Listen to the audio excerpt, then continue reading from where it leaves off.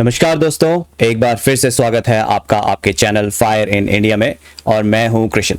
दोस्तों, पिछले वीडियो में मैंने आपसे RSI के बारे में बात करी थी, जो कि है रिलेटिव स्ट्रेंथ इंडेक्स, और हमने देखा था कि वो कितना पावरफुल है जब हम उससे स्विंग ट्रेडिंग करते हैं। कितने बेहतरीन रिजल्ट्स हमने देखे थे। उसके बाद आई महेश सर की वीडियो, जिसमें उन्होंने हमें बताया the pi factor, the power of pi, जो ये वैल्यू होती है 3.14, जिसे पाई कहते हैं मैथमेटिक्स में। उसकी पावर को यूज करके हम RSI में अगर ट्रेडिंग करते हैं तो क्या फायदे होते हैं।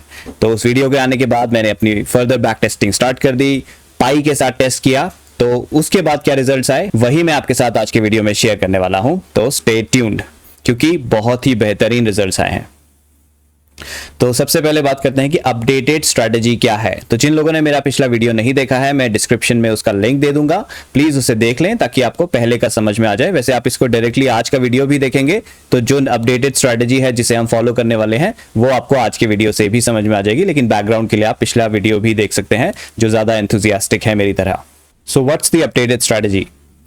जब RSI ओवरसोल्ड जोन में चला जाता है तो हम बाय करना शुरू करते हैं, यानी कि कोई स्टॉक अगर 35 RSI के नीचे चले जाता है तो हम उसमें पहला बाय करते हैं। अगर वही स्टॉक और गिर जाता है और 30 RSI के नीचे चले जाता है और साथ ही -3.14% अपने प्रीवियस बाय प्राइस से, जो हमने पहली बार बाय किया था उस प्राइस से -3.14% गिर जाता है, तो हम उसमें सेकंड बाय करते हैं। यानी दोनों कंडीशन सेटिस्फाई होनी चाहिए। वो RSI 30 के नीचे भी होना चाहिए और -3.14% गिरा हुआ भी होना चाहिए अपने प्रीवियस बाय से। तो हम उसमें सेम अमाउंट और इन्वेस्ट कर देंगे जो हमने पहले बाय में इन्वेस्ट किया था। वो अमाउंट कितना होगा वो मैं आपको दिखाऊंगा जब शीट की बात करेंगे। फिर हम उसमें थर्ड बाय करते हैं जब RSI 25 के नीचे चले जाता है और अपने पिछले बाय से, यानी जो सेकंड बाय हमने किया था उसका जो प्राइस था उससे -3.14% गिर गया होता है, तो सेकंड बाय करना। यानी दोनों कंडीशन यहां भी सेटिस्फाई होनी चाहिए। सिर्फ वो 25 के नीचे गया हो लेकिन अपने पिछले बाय प्राइस से -2% ही गिरा हो, हम नहीं खरीदेंगे। हम वेट करेंगे कि दोनों कंडीशन सेटिस्फाई हो तभी हम बाय करेंगे। और ये 3.14 कहां से आ रहा है? ये है पाई की वैल्यू। तो मैथमेटिक्स में एक टर्म होता है पाई, जिसकी वैल्यू होती है 3.14, और इसे बहुत पावरफुल माना जाता है मैथमेटिक्स में। तो इसी को हम यहां पे यूज कर रहे हैं, ठीक है। गिरने पे और उठने पे भी हम इसका इस्तेमाल करेंगे, वो भी आगे देखते हैं। तो 3 बाय हमने कर लिए, सेम अमाउंट से हर बार हम बाय करते हुए चलेंगे। और अगर वो और गिरता है, 20 के भी नीचे चले जाता है RSI और उसके पिछले बाय प्राइस से, यानी कि जो हमने थर्ड बाय किया था वहां जो हमने प्राइस पे बाय किया था उससे -3.14% गिर जाता है और RSI 20 के नीचे हो, तो हम फोर्थ बाय कर लेंगे, ठीक है। इसके बाद बाय करते करते हमारा एक्यूमुलेशन हो गया। अब हम सेल कब करेंगे? जब हमारा टारगेट आता है 6.28%। तो पाई की वैल्यू होती है 3.14, इसको डबल कर दीजिए, वो होता है 6.28, तो वो है हमारा टारगेट। तो जो हमारा एवरेज प्राइस बन के आया, जो हमने सारे बाय करे ऊपर, उस पे जब 6.28% का टारगेट आएगा तो हम सब कुछ सेल कर देंगे। और साथ ही मेरा खुद का एनहांसमेंट जो मैंने और स्ट्रेटजीज में लगाया है, ट्रेलिंग की पावर, कि जब तक स्टॉक बढ़ रहा है तब तक हम उसे ट्रेल करते रहें। जिस दिन वो गिरना शुरू होता है तो हम हर दिन का क्लोजिंग प्राइस ट्रैक करते हैं शीट में, और जिस दिन भी वो क्लोजिंग प्राइस से नीचे आ जाता है, मतलब अगले दिन की क्लोजिंग लगभग जो हम मार्केट क्लोजिंग टाइम के 3 बजे के बाद ट्रैक कर सकते हैं शीट में, अगर वो पिछले दिन की क्लोजिंग से नीचे है, नेगेटिव में है, तो हम उसे सेल कर देंगे। जब तक वो पॉजिटिव में है उसको होल्ड कीजिए, क्योंकि कई अमेजिंग रिजल्ट्स आपको मिलेंगे जो अभी हम बैक टेस्टिंग के रिजल्ट्स में देखेंगे भी कि इसका इफेक्ट क्या आया। तो ये जो ट्रेलिंग है इसे ऑप्शनली आप कर सकते हैं, मैं पर्सनली करता हूं क्योंकि इससे मुझे काफ़ी बेनिफिट्स होते हैं। लेकिन जो लोग GTT ऑर्डर लगा के सेल करना चाहते हैं, जिनके पास ट्रैकिंग का टाइम नहीं होता, शीट को लाइव आवर्स में देख नहीं सकते, उनको GTT ऑर्डर 6.28% पे लगा के वो सेल कर सकते हैं। तो उसका रिजल्ट भी मैं दिखाऊंगा कि अगर हमने सीधा 6.28% पे सेल कर दिया होता, या फिर हमने सेल किया होता जब वो ट्रेलिंग करते करते अपने पिछले क्लोजिंग प्राइस से नीचे आ गया, तो क्या रिजल्ट आए होते। तो हम उन दोनों रिजल्ट्स को देखेंगे। तो आइए चलिए बैक टेस्टिंग की बात करते हैं। तो पिछले वीडियो में मैंने आपको बैक टेस्टिंग जो दिखाई थी, वही सेम शीट में मैंने और भी बैक टेस्टिंग ये ऐड कर दी है। अब उसे देखते हैं। तो ये वो बैक टेस्टिंग की शीट है जो आपने पिछले वीडियो में देखी थी। इसमें मैंने ये RSI पाई और RSI पाई विद ट्रेलिंग को और ऐड कर दिया। बाकी की 3 शीटें वही हैं जो पिछले वीडियो में मैंने दिखाई थी। तो फिर से बात करते हैं ताकि हम कंपैरिजन कर सकें। तो RSI नॉर्मल वो है जब हम 35 के नीचे बाय करते हैं, 30 के नीचे बाय करते हैं, 25, 20 RSI के नीचे बाय करते हैं, लेकिन इस चीज़ का ध्यान नहीं रखते कि वो पिछले बाय प्राइस से कितना गिरा हुआ है। ठीक है, हम बाय करते रहते हैं जब जब RSI के नीचे गिरता है इन लेवल्स पे, और जब RSI 65 के ऊपर जाता है हम सेल कर देते हैं, इररिस्पेक्टिव कि हमारा जो सेल हो रहा है वो प्रॉफिट में हो रहा है या लॉस में हो रहा है, मतलब हमें एग्जिट करना है। हाँ, 65 के ऊपर हम ट्रेलिंग करते हैं कि जब तक स्टॉक बढ़ रहा है हम बढ़ने देते हैं, जिस दिन वो अपने पिछले क्लोजिंग प्राइस से नीचे क्लोज होता है उस दिन हम सेल कर देते हैं। वो इस शीट में बैक टेस्ट हो रहा है, ठीक है। तो यहाँ पे यस बैंक का एग्जांपल है, 1 अगस्त 2018 यस बैंक अपने टॉप प्राइस पर चल रहा था और इसकी बैक टेस्टिंग हमने लास्ट 29 अगस्त 2024 तक करी है, जब मैंने वीडियो बनाया था पिछला वाला। सेम डेट्स मैंने रखी हैं ताकि कंपैरिजन करने में आसान हो कि चेंज क्या हुआ है ये पाई के साथ। ओके, तो ये नॉर्मल RSI में हमारे ये रिजल्ट्स आए कि मैक्स इन्वेस्टेड 3,50,000 हुआ, एवरेज इन्वेस्टेड 1,42,000 हुआ, टोटल प्रॉफिट हमने बुक किया 1,38,000 और ये है 6 इयर्स का पीरियड। तो इस पीरियड में जो स्क्रिप्ट गिरा, मतलब ये जो यस बैंक का स्क्रिप्ट है वो -93.51% गिर गया था, ठीक है। 365 पे था वो स्टार्टिंग में, और जो लास्ट डेट है हमारी टेस्टिंग की उस दिन 23.73 पहुंच गया था, यानी कि -93.51% गिर गया। इतना भयंकर गिरावट आई स्टॉक में, लेकिन फिर भी RSI स्विंग ट्रेडिंग ने हमें 97% का एब्सोल्यूट प्रॉफिट दिया, और XIRR में देखें तो 25.87% एनुअल प्रॉफिट दिया XIRR। अब कंपेयर करते हैं इसे पाई वाले जो आज मैंने आपको वीडियो में दिखाया उसमें क्या होता। तो अगर हम बाय करते जब RSI 35 के नीचे जाता, पहला बाय करते जब वो 30 के नीचे जाता और साथ ही -3.14% अपने पिछले बाय से नीचे जाता, तब हम सेकंड बाय करते। थर्ड बाय करते जब RSI और 5 लेवल गिर जाता लेकिन पिछले बाय से -3.14% गिरता, तो इसी तरह हम 4 तक बाय करते, मतलब 20 के लेवल तक बाय करते, और जब वो हर पिछले बाय प्राइस से -3.14% गिर रहा हो तब बाय करते।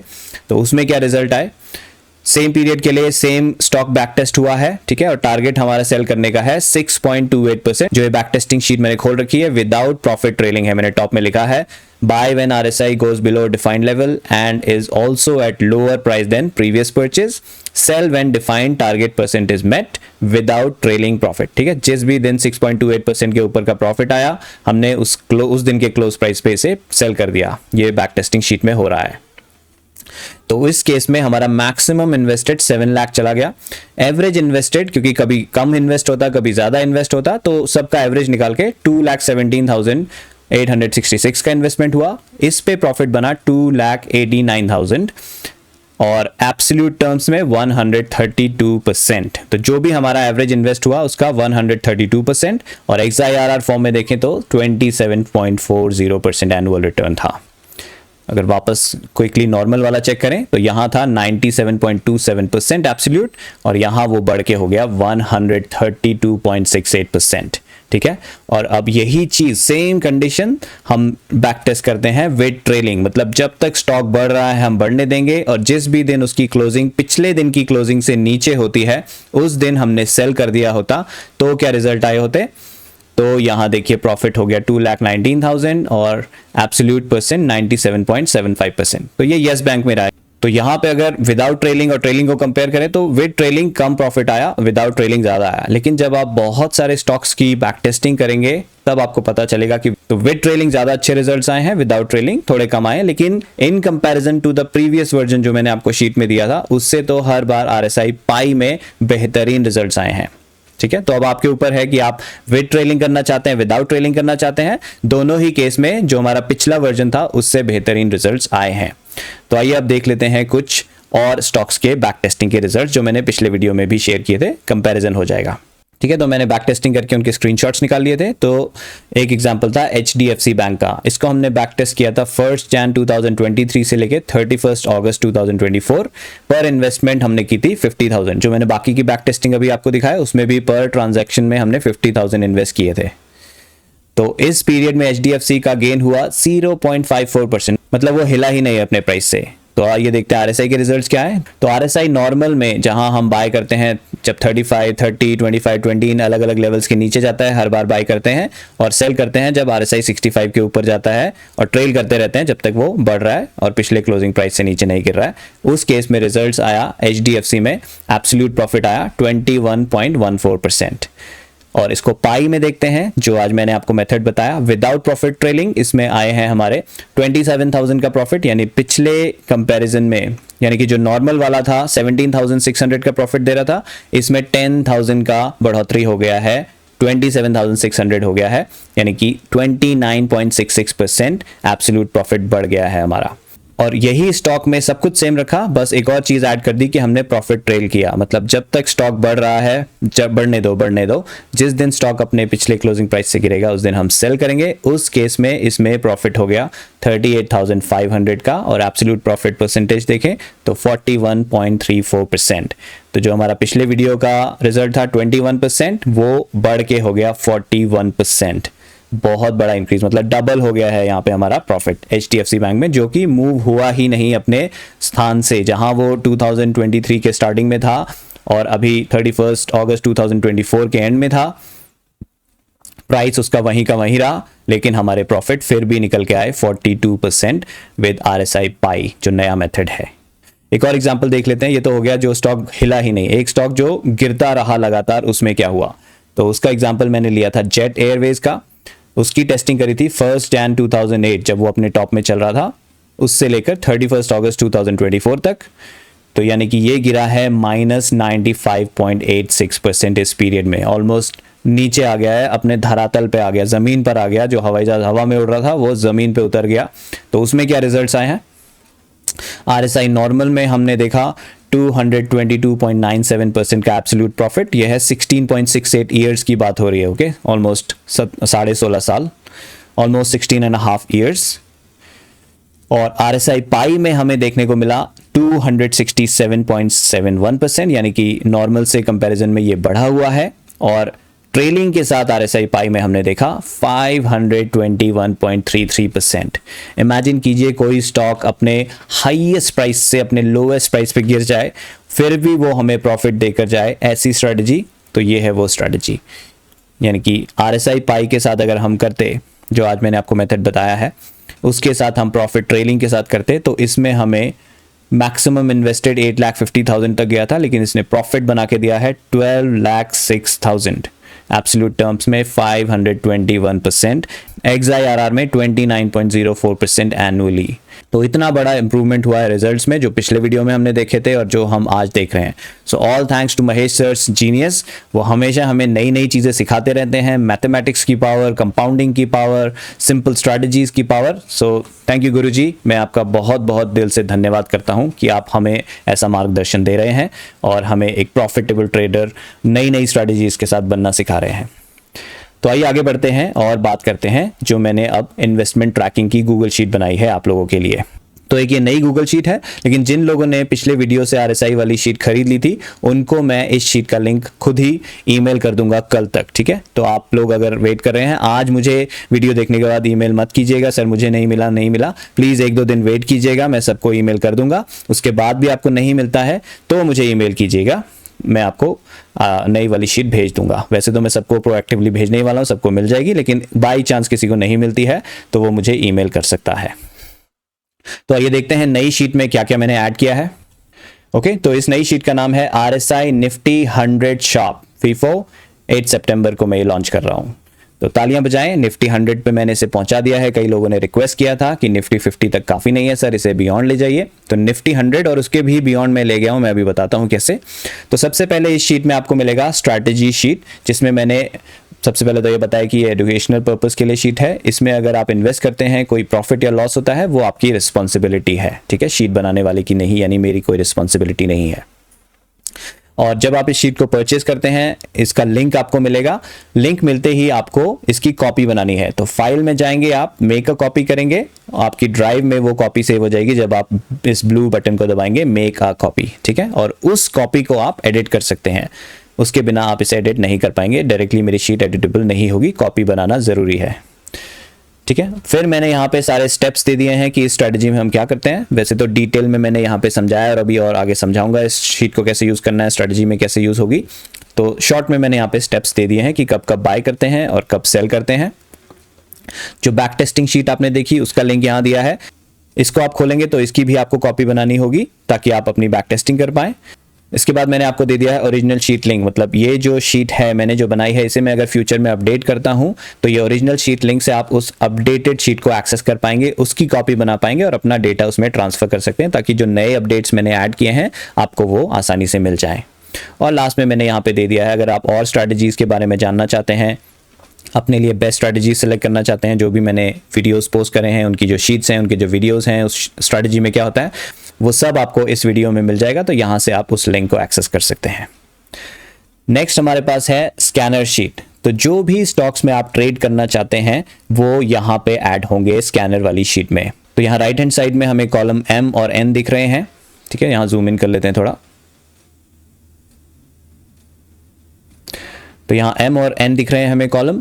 यहाँ पे आप टाइप डाल सकते हैं, टाइप ऑप्शनल है, सिर्फ आपकी अपनी नॉलेज के लिए, ये कुछ करता नहीं है। लेकिन यहाँ जो स्टॉक कोड है यहाँ पे आपको डालना है। यहाँ पे मैंने एक चीज़ करी है कि कई बार आप जो NSE से स्टॉक डाउनलोड करते हैं, जिसका लिंक मैंने यहाँ पे दे भी दिया है कि अगर आपको निफ्टी 50 निफ्टी 100 की लिस्ट डाउनलोड करनी है NSE की ऑफिशियल वेबसाइट से, यहाँ पे आप जाएंगे तो ये देखिए निफ्टी 50 का खुल गया। यहाँ डाउनलोड करेंगे तो एक्सेल फाइल में डाउनलोड हो जाता है। यहाँ पे स्पेशल वैल्यूज ओनली करता हूँ तो स्टॉक्स आ जाएंगे और ऑटोमेटिकली उनके NSE के स्टॉक कोड जनरेट हो जाएंगे। ओके, अब क्या होता है, ये वाले NSE कोड इस RSI 14 शीट में जाते हैं और यहाँ पे इनके RSI कैलकुलेट होते हैं। RSI कैलकुलेट करना एक हैवी ड्यूटी टास्क है। इसमें पिछले 1 साल का डेटा मैं यूज़ करता हूँ ताकि RSI बहुत ही एक्यूरेट आए, जितना एक्यूरेट हो सके। अगर आप ट्रेडिंग व्यू से कंपेयर करेंगे तो ये जो RSI वैल्यू यहाँ पे आ रही है वो काफ़ी उससे मैच होगी, मतलब बहुत ज़्यादा डिफरेंस नहीं दिखेगा, कुछ पैसों में डिफरेंस दिख सकता है, ठीक है। तो ये काफ़ी एक्यूरेट कैलकुलेट करने के लिए हमें ज़्यादा से ज़्यादा दिन रखने पड़ते हैं। तो मैंने यहाँ पे ऑलमोस्ट 1 साल का समय यहाँ पे लिया है।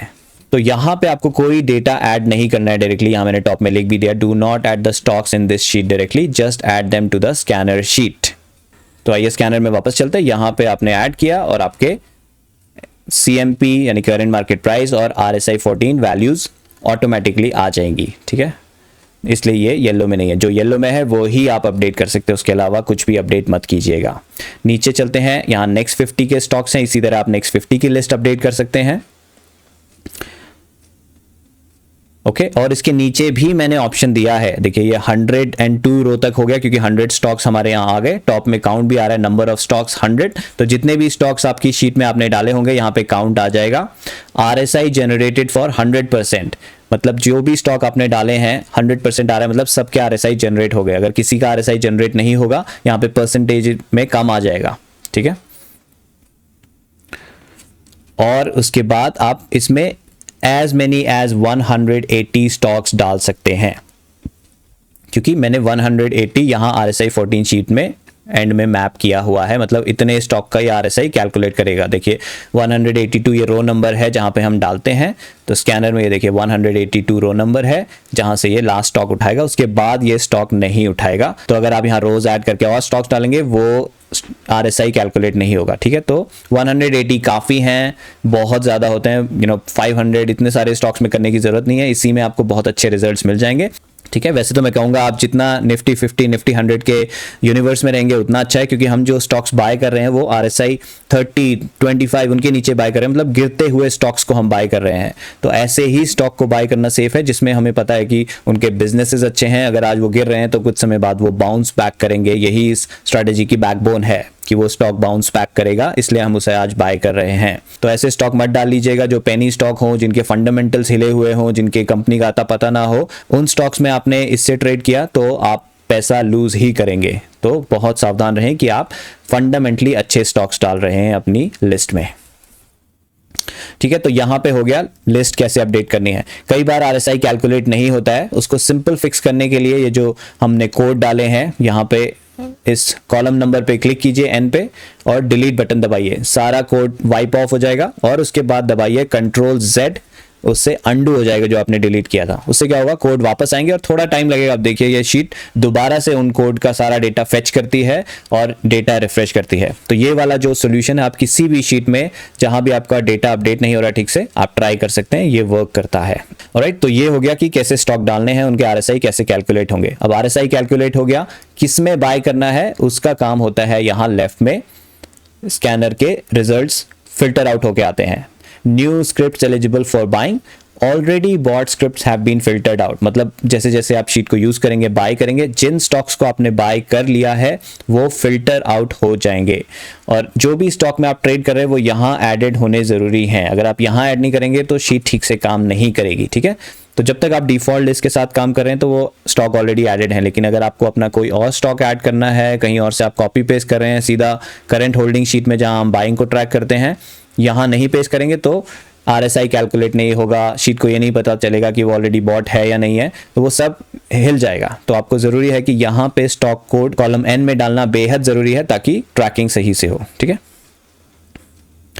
तो यहाँ पे हमारे फिल्टर्ड आउट रिजल्ट्स आएंगे। तो अभी देखिए RSI बिलो 35 कितने स्टॉक्स आए हैं, हमारे पास आए हैं 7 स्टॉक्स जो अभी RSI 35 के नीचे हैं। यहाँ पे RSI की वैल्यू आ रही है और जिसका RSI सबसे कम होगा वो सबसे ऊपर आएगा। देखिए यहाँ 32.17 का RSI सबसे ऊपर है और 34.19 का RSI सबसे नीचे आ रहा है, और ये सारे ही 35 के नीचे हैं, बाकी के फिल्टर आउट हो गए। जो उससे ऊपर है हमें उससे कोई लेना देना नहीं है, इसलिए वो यहाँ नहीं आ रहे हैं। साथ ही यहाँ पे सजेस्टेड बाय क्वांटिटी आ रही है। अगर आप इस वाले स्टॉक को बाय करना चाहते हैं तो शीट सजेस्ट करिए कि आप 50 स्टॉक्स बाय कर सकते हैं, जिससे कि आपका इन्वेस्टमेंट इतने अमाउंट का हो जाएगा जो यहाँ पे होता है, ठीक है। अभी इसको समझाता हूँ क्या है, थोड़ा स्कैनर को और समझ लेते हैं फिर इस पे आएंगे। ऑलराइट, तो ये हो गया न्यू बाय। जो आपने अभी तक बाय नहीं किए हैं वो यहाँ पे आएंगे, और जो ऑलरेडी आपने बाय कर लिए हैं अगर वो एवरेजिंग के लिए एलिजिबल होंगे। एवरेजिंग की कंडीशन क्या है कि जब वो सेकंड टाइम बाय के लिए एलिजिबल होगा या थर्ड टाइम के लिए, फर्स्ट टाइम के लिए तो यहाँ पे आ जाएंगे, सेकंड टाइम होता है जब RSI 30 से नीचे हो और उसका जो प्राइस है पिछला बाय प्राइस से -3.14% नीचे हो तो वो एलिजिबल होता है। तो वो फिल्टर आउट होकर यहाँ पे आपको दिखेंगे। अभी कोई एलिजिबल नहीं है क्योंकि शीट में करंट होल्डिंग में मैंने कुछ भी बाय करके नहीं रखा है। अभी मैं आपको सिमुलेट करके दिखाऊंगा कि कैसे कैसे शीट रिएक्ट करती है जैसे जैसे प्राइसेस चेंज होते हैं, हम शीट में स्टॉक्स ऐड करते हैं, वो सब दिखाऊंगा। साथ ही मैंने आपको दिया है चार्टिंग स्कैनर। अब कई बार ये हो सकता है गूगल डेटा नहीं आ रहा, गूगल फाइनेंस कई बार स्लो डाउन हो जाता है, डेटा सही टाइम पे पॉपुलेट नहीं करता है, तो उसका बैकअप मैंने आपको दिया है चार्टिंग स्कैनर के रूप में। तो अगर आप इस स्कैनर को खोलेंगे तो यहाँ पे आप जैसे ही जाएंगे निफ्टी 100 की लिस्ट जिनका RSI 35 से नीचे है वो ऑलरेडी आ रहा है। तो जो हमने शीट में देखा जो सारे स्टॉक 7 स्टॉक्स वो सेम स्टॉक्स यहाँ पे आ रहे हैं, तो यहाँ से आप इसे बैकअप की तरह यूज कर सकते हैं। साथ ही क्या होता है, जो शीट है इसमें RSI कल तक का आ रहा है। अगर आज ट्रेडिंग होती, अगर लाइव ट्रेडिंग हो रही होती आज का RSI यहाँ अपडेट नहीं होता, ये कल तक का RSI है, ठीक है, उसके हिसाब से शीट दिखाती है। लेकिन अगर आपको आज देखना है कि डे एंड तक कौन कौन से स्टॉक एलिजिबल हो गए हैं तो चार्टिंग स्कैनर लाइव अपडेट देता है आपको। तो चार्टिंग स्कैनर से आप 3 बजे 3:15 बजे के बाद देखेंगे तो जो स्टॉक्स 35 के नीचे आ गए हैं आप उसके हिसाब से भी परचेज कर सकते हैं। और साथ ही अगर चार्टिंग स्कैनर में आप निफ्टी 100 को किसी और लिस्ट में भी देख सकते हैं कि निफ्टी 50 में देखना है, निफ्टी 500 में देखना है, लेकिन ऐसा मैं रेकमेंड नहीं करूंगा क्योंकि अगर आप चाहते हैं शीट ठीक से काम करें तो जिन भी स्टॉक में आप ट्रेड कर रहे हैं उनके कोड्स यहाँ पे एडेड होने ज़रूरी हैं, ठीक है। तो उस हिसाब से देख लीजिएगा कि आपकी शीट अपडेटेड है सही से। तो ये हो गई हमारी स्कैनर शीट। अब बात करते हैं कैपिटल मैनेजमेंट की कि हमें बाई करना है, उसके लिए क्या अमाउंट चाहिए, वो कितने पार्ट्स में डिवाइड होगा वगैरह वगैरह। तो कैपिटल मैनेजमेंट में आप अपना अमाउंट ऐड करेंगे कि मैं ओवरऑल इतना अमाउंट इस स्ट्रेटजी में इन्वेस्ट करना चाहता हूँ, ठीक है। यहाँ लमसम इन्वेस्ट नहीं होता, यहाँ पार्ट्स में इन्वेस्ट होता है। तो ओवरऑल आप 5 लाख करना चाहते हैं, 4 लाख करना चाहते हैं, 6 लाख, 10 लाख, जो भी अमाउंट करना चाहते हैं यहाँ पे डेट डालिए जिस दिन आप स्टार्ट कर रहे हैं और अमाउंट डालिए, इतना मैं करना चाहता हूँ। ये amount automatically current holding sheet में यहाँ पे पॉपुलेट हो जाएगा, ठीक है। देखिए यहाँ पे क्लिक किया तो मैंने फॉर्मूला में आ रहा है कैपिटल मैनेजमेंट B2, वहां से ये पिक कर लेगा और इस अमाउंट के हम करेंगे 60 पार्ट्स, ओके।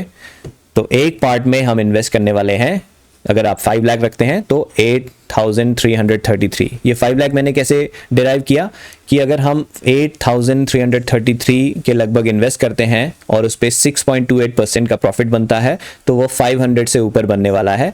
तो अगर हमें एक बार में प्रॉफिट आए, थोड़ा ऐसा प्रॉफिट तो आए जो फील हो प्रॉफिट जैसा, ऐसा नहीं कि 100-150 रुपये प्रॉफिट बुक कर रहे हैं, उस पर हम ब्रोकरेज दे रहे हैं, उस पर हम टैक्सेस वगैरह भी दे रहे हैं और बचा के हमारे पास बहुत कम प्रॉफिट बच रहा है।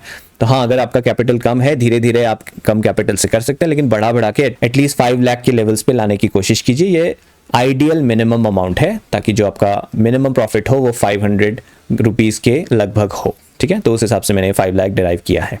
प्रॉफिट टारगेट यहाँ पे है, लेकिन मैंने येलो में दिया है इन केस आप बढ़ाना घटाना चाहते हैं। वैसे स्ट्रैटेजी के हिसाब से ही मैं रखने की रिकमेंडेशन दूंगा कि 6.28% रखें, लेकिन अगर आपको चेंज करना है तो यहाँ से आप चेंज कर सकते हैं।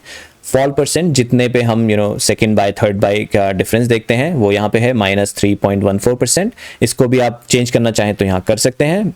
ख्याल रखिएगा कि माइनस जरूर लगाएं ताकि नीचे का प्राइस ट्रैक करे। अगर आप माइनस लगाना भूल जाएंगे तो वो ऊपर का प्राइस ट्रैक करेगा, प्लस में ले लेगा। ठीक है, तो माइनस लगा के और परसेंटेज साइन भी होना चाहिए एंड में, वो ज़रूरी है। तो यहाँ पे आप अपडेट कर सकते हैं। मैं रेकमेंड नहीं करूँगा क्योंकि जिस तरह से कोई स्ट्रैटेजी डिज़ाइन की जाती है उसके पीछे काफ़ी सारे ऑब्जर्वेशंस होते हैं, एक्सपीरियंसेस होते हैं, बैक टेस्टिंग होती है, उसके हिसाब से डिज़ाइन होता है। तो चेंज करना रेकमेंडेड नहीं है। लेकिन हाँ, आगे जाके हमारी कोई नई रिकमेंडेशन आती है, हम नई कोई स्ट्रैटेजी चेक करते हैं, नया कुछ निकल के आता है और मैं आपको वीडियो के माध्यम से अपडेट करूँ तो आप चेंज कर सकते हैं, लेकिन तब तक इसे डिफ़ॉल्ट पे रखना रिकमेंडेड है। ठीक है, तो जो हमने देखा स्कैनर में लिस्ट आ रही है उसमें से टॉप 3 स्टॉक्स ऑटोमेटिकली यहाँ आ जाएंगे। ये भी कई सारे लोगों ने रिक्वेस्ट किया था कि यहीं आ जाए, एक ही शीट से हम सब कुछ देख पाएँ, तो मैंने वो ऐड कर दिया है। तो इसमें क्या आएगा, बाय डेट, तो जिस भी दिन कोई स्टॉक एलिजिबल होगा तो ही यहाँ पॉपुलेट होने वाले स्टॉक कोड और फिर बाय डेट पॉपुलेट होगी, और जिस भी दिन आप शीट खोल रहे हैं उस दिन की डेट ऑटोमेटिकली पॉपुलेट हो जाती है। आज संडे है इसलिए 8 सितंबर का आ रहा है, लेकिन अगर मैं कल इस शीट को खोलूंगा तो ये ऑटोमेटिकली 9 सितंबर हो जाएगा। तो यहाँ स्टॉक कोड आ रहा है, उसका बाय प्राइस यानी कि अभी जो भी करंट मार्केट प्राइस चल रहा है वो यहाँ पे आ जाएगा। उसके हिसाब से मुझे कितनी क्वांटिटी खरीदनी है ताकि मेरा अमाउंट इतने इन्वेस्ट हो जाए, 8333 या उससे ऊपर का। ठीक है, वो क्वांटिटी यहाँ पे आएगी। और बॉट एट RSI बिलो, तो जो भी RSI इस स्टॉक का होगा ऑटोमेटिकली ये शीट उसे 5 के मल्टीपल में, ऊपर वाले मल्टीपल में यहाँ दिखाएगी। ये किस लिए ज़रूरी है, ये जो हमारी एवरेजिंग हो रही है 35 के नीचे, 30 के नीचे, 25 के नीचे, उसके लिए इसे इस नंबर में होना ज़रूरी है। ठीक है, तो एग्जैक्ट RSI क्या था उससे हमें फ़र्क नहीं पड़ता, वो किस RSI के लेवल से नीचे था वो हमें ट्रैक करना है। इसके लिए मैंने इस तरह से यहाँ पे कोडिंग कर दी है। तो आपको क्या करना है, जो भी स्टॉक आप बाय कर रहे हैं, आप चाहें तो सिर्फ एक ही बाय करें, मैक्सिमम मैं रेकमेंड करूंगा 3 बाय करें। तो जैसा हमने थोड़ी देर पहले देखा 7 स्टॉक्स आए हैं, लेकिन एक ही दिन में बहुत सारा पैसा इन्वेस्ट करना ठीक नहीं है। अगर मार्केट गिर रहा है तो ही इसमें रिकमेंडेशन आते हैं, बहुत सारे तभी आते हैं जब पूरा का पूरा मार्केट गिर रहा है। तो अगर आज मार्केट गिर रहा है, हो सकता है कल और ज़्यादा गिरे तो कल हमें और सस्ता खरीदने को मिलेगा। तो एक दिन में पूरा का पूरा खरीदने की मत सोचिए। अगले दिन बढ़ जाता है तो कोई नहीं, आपके पास कुछ ना कुछ तो खरीद में आया, उसमें प्रॉफिट आएगा, थोड़े दिनों बाद आएगा आपके पास बाइंग की अपॉर्चुनिटी। लेकिन एक साथ बहुत सारे बाय करना रिकमेंडेड नहीं है, मैक्स 3 बाय कीजिए। ठीक है, इसलिए मैंने यहाँ पे 3 ही दिए हैं। बाकी आपको इससे ज़्यादा करने हैं, आप स्कैनर से उठा के कॉपी पेस्ट कर सकते हैं, लेकिन यहाँ से आप कॉपी पेस्ट मैक्सिमम 3 ही कर पाएंगे। ठीक है, तो यहाँ से कॉपी कीजिए और यहाँ पे आपको रिकॉर्ड करना है। बाय डेट के नीचे राइट क्लिक कीजिए, पे स्पेशल वैल्यूज ओनली, ये सारा डेटा जो आपने ऊपर से कॉपी किया वो यहाँ पे आ जाएगा, यानी कि बाय डेट, स्टॉक का कोड, बाय प्राइस। अब जब आप एक्चुअल बाय कर लेंगे, बाय प्राइस ऊपर नीचे होगा उसे एडजस्ट कर लीजिएगा। By quantity, bought at RSI below. ठीक है, तो किस लेवल पे आपने बाय किया, उसके ऊपर का RSI क्या था 5 के मल्टीपल्स में, वो आपको यहाँ पे लिखना है। ऊपर से कॉपी पेस्ट ऑलरेडी हो गया, लेकिन अगर नहीं हुआ होता, अगर आपने स्कैनर से किया होता यहाँ से, तो आपको मैनुअली यहाँ पे अपडेट करना पड़ता है। ये बॉट एट RSI बिलो, ये ज़रूरी है, यहाँ पे खाली मत छोड़िएगा वैल्यू, नहीं तो एवरेजिंग ठीक से नहीं कैलकुलेट होगी। ओके, तो अब आपने बाय कर लिया, यानी कि अब PNB और BEL बचे बाइंग के लिए, इसलिए वो दोनों स्टॉक्स यहाँ पे आ रहे हैं। अगर आपको उनको भी बाय करना है, मैंने जैसा कहा रिकमेंडेड नहीं है, मे बी आप अगले दिन कर रहे हैं, जो भी है वो यहाँ से आप कॉपी कीजिए और यहाँ पे नीचे पे स्पेशल वैल्यूज ओनली कर दीजिए और वो यहाँ पे रिकॉर्ड हो जाएगा। अब यहाँ पे नो एलिजिबल स्क्रिप्ट है, यानी कि अब आप और कुछ बाय नहीं कर सकते। तो लास्ट के 2 हटा देते हैं। सपोज हमने 3 बाय किए, अब मैं आपको सिमुलेट करके दिखाता हूँ कि इसमें एवरेजिंग कैसे सजेस्ट होगी शीट में। तो पहले स्टॉक को सपोज हमने थोड़ा महंगा बाय किया होता, 178 रुपीज़ पे बाय किया होता। अब देखिए नोशनल प्रॉफिट में आ रहा है -4.15%, और शीट ने नेक्स्ट परचेज प्राइस क्या निकाला है, क्योंकि 178 पे परचेज किया था, उससे -3.14% नीचे का प्राइस है 172 रुपीज़ 41 पैसा। करंट मार्केट प्राइस उस प्राइस से नीचे है, लेकिन अभी RSI जो है यहाँ 32 है, हमने बाय किया था 35 के लेवल, यानी कि नेक्स्ट जो लेवल है बाय करने का 30 के नीचे होना चाहिए, इसलिए एलिजिबल फॉर एवरेजिंग खाली है। ओके, यहाँ कुछ नहीं आ रहा है, और बाय क्वांटिटी फॉर एवरेजिंग भी खाली है, इसलिए एवरेजिंग के लिए कोई एलिजिबल नहीं है। स्कैनर में भी जाएंगे, यहाँ पे देखिए already bought script, no eligible script. लेकिन सिमुलेशन के लिए मैं यहाँ पे RSI का लेवल 5 बढ़ा देता हूँ। ठीक है, अब देखिए 40 के लेवल पे यहाँ बाई किया होता, और क्योंकि अब ये RSI नेक्स्ट लेवल के नीचे चला गया, 35 का जो हमारा नेक्स्ट लेवल होता है उससे नीचे चला गया है। अब शीट को पता है कि दोनों कंडीशन सेटिस्फाई हो गई हैं। पिछला जो RSI लेवल था उससे 5 पॉइंट नीचे चला गया है ये, और जो हमारा पिछले बाई प्राइस था उससे ये -3.14% से भी नीचे करंट मार्केट प्राइस चला गया है, यानी कि ये एवरेजिंग के लिए एलिजिबल है। हम इसकी 50 क्वांटिटीज परचेज कर सकते हैं। तो एवरेजिंग के लिए एंट्री कैसे करनी है, जिस भी स्टॉक की आप एंट्री कर रहे हैं उसके नीचे वाली रो पे राइट क्लिक कीजिए, इंसर्ट वन रो अबव, इससे एक खाली रो यहाँ पे इंसर्ट हो जाएगी। यहाँ पे आप डेट डालिए किस दिन आप परचेज कर रहे हैं। ओके, यहाँ पे स्टॉक कोड ऊपर से कॉपी कर लीजिए, और किस प्राइस पे आप बाय कर रहे हैं वो प्राइस डालिए, यहाँ पे कितनी क्वांटिटी आप बाय कर रहे हैं वो डालिए, और RSI लेवल 35 ये डालना भी ज़रूरी है। ठीक है, अब शीट को पता है कि हमने इसे एवरेज कर दिया है, और अब ये नेक्स्ट एवरेजिंग के लिए एलिजिबल नहीं है, इसलिए इसका कलर भी चेंज हो गया है, और यहाँ पे एलिजिबल फॉर एवरेजिंग जो था वो चला गया है। अगर आप तीसरा एवरेजिंग करते हैं तो इस वाली एंट्री के नीचे एक और रो इंसर्ट करके एंट्री करनी है। तो जो भी स्टॉक्स हम एवरेजिंग कर रहे हैं उन्हें साथ में एंटर करना है। यहाँ मैंने टॉप में लिखा है stock code enter same stocks in subsequent rows. ठीक है, यानी कि पहला यहाँ पे किया, दूसरा यहाँ कर दिया, तीसरा कहीं और कर दिया, उससे कैलकुलेशन में गड़बड़ आ जाती है। और प्लस जब हम सेल करने जा रहे होते हैं वो फैले रहेंगे, हमें एक साथ उन्हें सेल करना है, तो उन्हें साथ में होना जरूरी है ताकि हम ईजिली कॉपी कर सकें। ठीक है, तो इसलिए एंट्री इस तरह से करनी है। और जब आप यहाँ पे रो इंसर्ट या डिलीट करते हैं, जो मैंने राइट हैंड साइड में एक टेबल आपको बना के दिया है जो है summary of investment sorted by profit percent.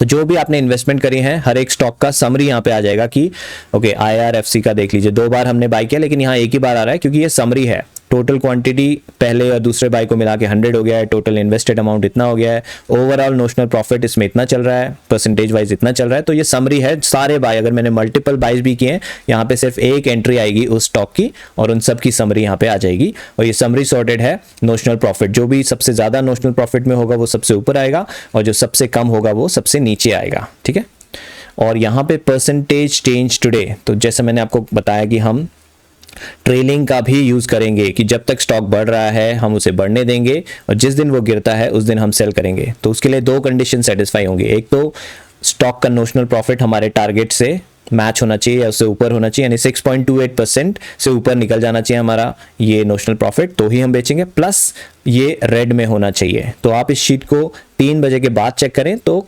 Closure to the closing price आप चेक कर पाएंगे, क्योंकि ऐसा होता है कि सुबह तो हो सकता है गिर रहा है लेकिन शाम तक वो रिकवरी कर ले, कई बार ऐसा स्टॉक्स करते हैं। तो सेलिंग के लिए आपको शाम को 3 बजे के बाद चेक करनी है, बाइंग के लिए आप सुबह मॉर्निंग में ही चेक कर सकते हैं, या फिर जैसा मैंने बताया कि चार्टिंग से चेक करें तो शाम को ही पता चल जाएगा, before market closing time 3 PM आप चेक करके अपडेट कर सकते हैं। ऑलराइट, अब सेलिंग के लिए मैं दिखाता हूँ कैसे होगा। इसी का एग्जाम्पल ले लेते हैं IRFC का। थोड़े प्राइसेस में चेंज कर देता हूँ यहाँ पे। ओके, तो रैंडमली मैंने कुछ प्राइस डाल दिया ताकि इसका नोशनल प्रॉफिट हमारे टारगेट से ऊपर चला जाए। ठीक है, तो जब कुछ सेलिंग के लिए एलिजिबल होगा वो ग्रीन में हाईलाइट हो जाएगा यहाँ पे राइट हैंड साइड में, और उसकी रोज भी हाईलाइट हो जाएंगी।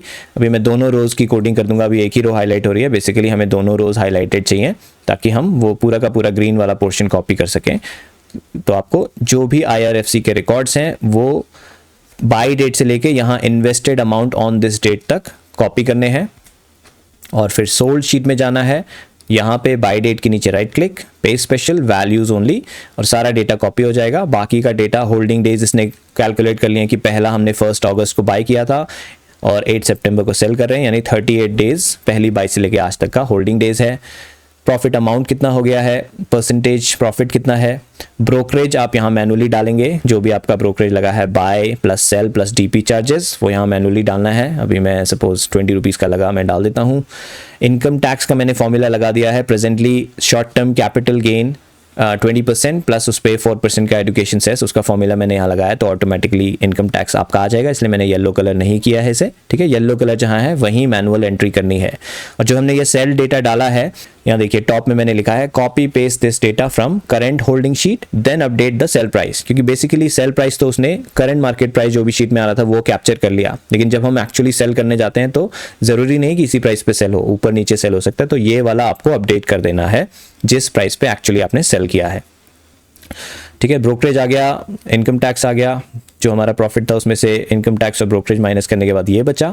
अगर आप खुद को इंसेंटिव या डिविडेंड देना चाहते हैं उसके लिए मैंने यहाँ पे ऊपर टॉप में परसेंटेज दिया है। अगर आप नहीं देना चाहते तो 0% रखिए, उससे क्या होगा सारा का सारा अमाउंट ग्रोथ अमाउंट में यूज होगा और कंपाउंडिंग के लिए आगे वाले बाइज में यूज होगा, ठीक है। लेकिन अगर आप खुद को इंसेंटिव दे रहे हैं तो यहाँ पे परसेंटेज डाल दीजिए, जितना भी इंसेंटिव देना है 20% देंगे तो 20% वो डिडक्ट करके बाकी का जो बचा है अमाउंट उसको ग्रोथ अमाउंट में यूज़ करेगा, ठीक है। 680 देखिए ग्रोथ अमाउंट है। आप करंट होल्डिंग में जाएंगे, हमारा 5 लाख का अमाउंट था, अब उसमें 680 और ऐड हो गए हैं और उसको 60 पार्ट्स में डिवाइड करके शीट अब नेक्स्ट बाय में हमें इतने का बाय कराएगी। तो जैसे जैसे हमारा प्रॉफिट बढ़ेगा हमारा नेक्स्ट बाय का अमाउंट भी बढ़ता जाएगा और हमारी कंपाउंडिंग की पावर भी यूज़ होती जाएगी हमारे प्रॉफिट्स बढ़ाने के लिए। और जब आपने सेलिंग की है, देखिए यहाँ पे एलिजिबल फॉर सेलिंग यहाँ आ जाएगा कितने एलिजिबल हैं, क्योंकि जैसे जैसे आप बाइंग करेंगे शीट लंबी होती जाएगी, एक साथ आपको दिखेगा नहीं कितने एलिजिबल हैं। तो यहाँ पे मैंने काउंट दे दिया है, 1 है 2 है 3 है, जितने भी एलिजिबल हैं, ओके। तो उसके हिसाब से आप शीट को चेक कर लेंगे कितने एलिजिबल हैं और सारे कॉपी पेस्ट करके सोल्ड में डालेंगे। और एक बार आपने सेल कर दिया स्टॉक, जैसे IRFC हमने सोल्ड में डाल दिया है तो अब हमारी होल्डिंग में नहीं है, उसको इस शीट से करंट होल्डिंग शीट से डिलीट करना ज़रूरी है ताकि अगली बार जब वो बाइंग के लिए एलिजिबल हो, फ्रेश बाइंग के लिए शीट हमें रेकमेंड करें। तो यहाँ से डिलीट कर दीजिए रोज, ऑलराइट। तो इस तरह से करनी है बाइंग, एवरेजिंग एंड सेलिंग। तो उम्मीद करता हूँ दोस्तों आपको समझ में आ गया होगा कैसे यूज़ करनी है ये शीट और क्या है इस नए स्ट्रैटेजी की पावर। तो इस शीट को खरीदने के लिए लिंक मैं आपको डिस्क्रिप्शन में दे दूंगा और जैसा मैंने कहा जिन्होंने ऑलरेडी खरीदी थी पिछली वाली RSI की शीट उनको मैं इस नई वाली शीट का लिंक भेज दूंगा ईमेल के द्वारा। अगर आपको 2 दिन बाद तक भी ये शीट नहीं मिलती है जिन्होंने ऑलरेडी परचेस करी है, प्लीज़ मुझे ईमेल कर लीजिए, मैं आपको शीट दे दूंगा। और जिन्हें परचेस करना है, जिन्होंने अभी तक नहीं किया, उन लोगों के लिए परचेस का लिंक इस वीडियो के डिस्क्रिप्शन में मिल जाएगा। So thank you very much दोस्तों पूरा वीडियो देखने के लिए। उम्मीद करता हूँ ये वाली स्ट्रैटेजी आपको काफ़ी प्रॉफिट्स बना के देगी और एक पीसफुल इन्वेस्टिंग की जर्नी आपके साथ जोड़ देगी। थैंक यू दोस्तों, जल्दी ही मिलूंगा आपसे अगले वीडियो में। नमस्कार।